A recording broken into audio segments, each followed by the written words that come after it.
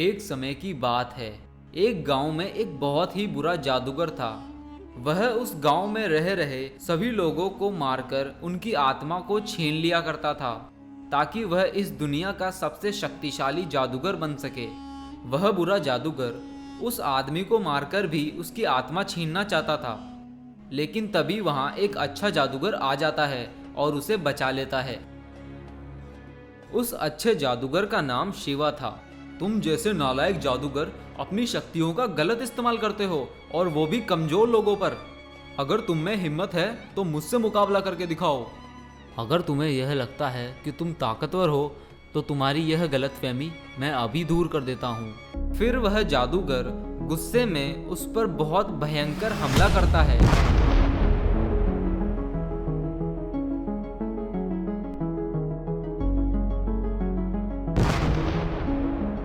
कुछ देर तक लड़ने के बाद वह बुरा जादूगर शिवा जादूगर पर एक बहुत ही भयंकर हमला करता है, जिसकी वजह से शिवा जादूगर घायल हो पड़ता है।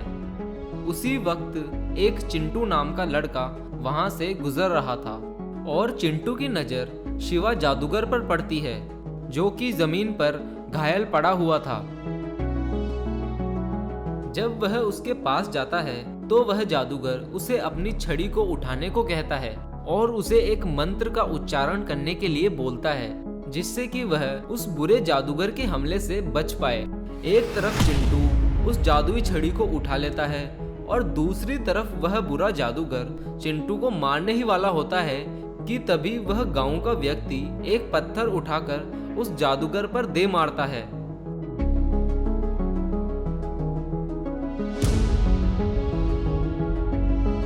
इस तरह चिंटू और वह अच्छा जादूगर उस बुरे जादूगर के हमले से बच जाते हैं। और फिर इस तरह चिंटू और जादूगर बचकर अपने घर पर पहुंच जाते हैं।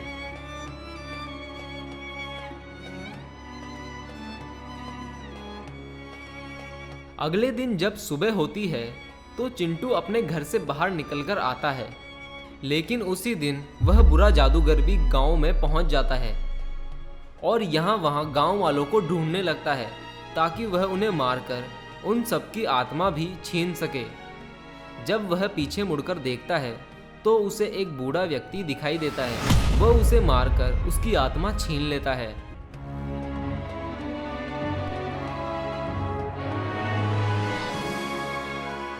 इसके बाद रास्ते से एक और व्यक्ति गुजर रहा होता है। वह जादूगर उसे भी मारकर उसकी आत्मा छीन लेता है। ऐसा करते करते वह गांव के कई लोगों को मारकर उनकी आत्मा को अपने वश में कर लेता है और बहुत ही शक्तिशाली बन जाता है। कुछ देर बाद जब वह जादूगर चिंटू के घर के पास पहुंचता है तो उसे वहां चिंटू खड़ा हुआ दिखाई देता है। वह चिंटू को मारकर उसकी आत्मा भी छीनना चाहता था, इसलिए वह उसके तरफ बढ़ने लगता है, लेकिन तभी वह अच्छा जादूगर उसे देख लेता है और उसे चिंटू पर हमला करने से रोक लेता है। फिर चिंटू उस जादूगर से बचकर वहां से भाग जाता है। फिर वह दोनों जादूगर एक दूसरे से लड़ने लग जाते हैं।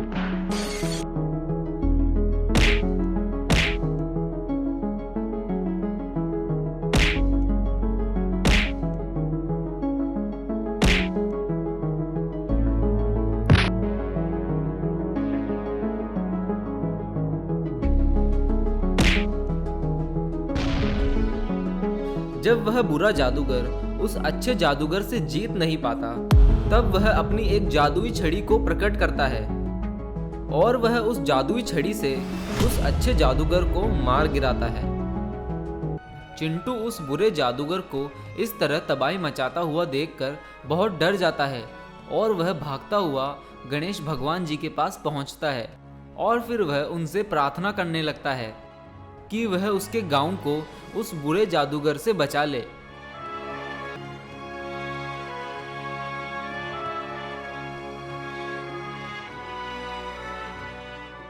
भगवान गणेश चिंटू की प्रार्थना को सुन लेते हैं और वह धरती पर एक गोल्डन रोबोट को उसकी मदद करने के लिए भेजते हैं।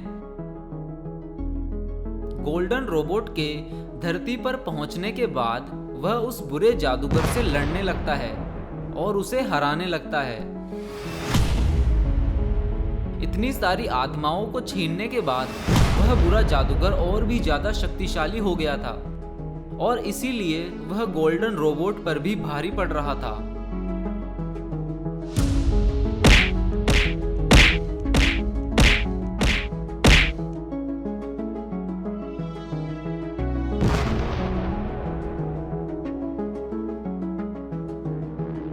लेकिन वह गोल्डन रोबोट भी कुछ कम शक्तिशाली नहीं था।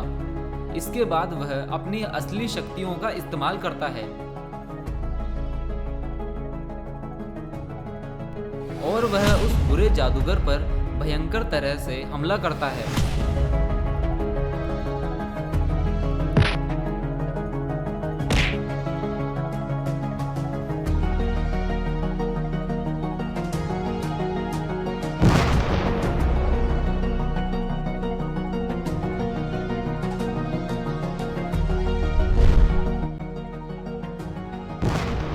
इस तरह वह गोल्डन रोबोट उस बुरे जादूगर को मारकर गांव को बचा लेता है। इसके बाद चिंटू गोल्डन रोबोट के पास जाता है और उसके गांव को बचाने के लिए धन्यवाद करता है और फिर वह गोल्डन रोबोट भी वापस गणेश जी के पास चले जाता है।